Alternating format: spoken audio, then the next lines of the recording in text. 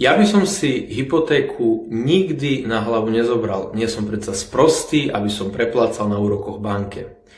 Ako to ale skutočne je? Povedzme, že by si dnes zobral hypotéku 100 000 eur s úrokovou sadzbou 3,5% na 30 rokov. Rátajme počas týchto 30 rokov s priemernou infláciou 2,5%. Aj keď za posledných 30 rokov bola inflácia na Slovensku viac ako 5%.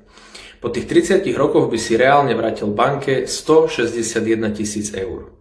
Možno si povieš, že to je veľa, ale vďaka inflácii to vôbec veľa nie je, pretože kúpna sila dnešných 161 000 eur bude o 30 rokov vďaka tej inflácii iba 77 000 eur. Čiže vo finále si na hypotéke neprerobil ty, ale v skutočnosti banka, a to presne 23 000 eur. Dobre, čo?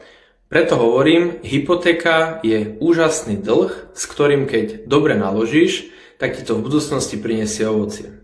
A to sme ešte nespomenuli to, okoľko sa zhodnotila za tých 30 rokov tvoja nehnuteľnosť, ktorú si vďaka tej hypotéke kúpil. Povedzme, že by si peniaze z hypotéky zainvestoval do ETF-iek s priemerným ročným výnosom 9%. Čo by to znamenalo?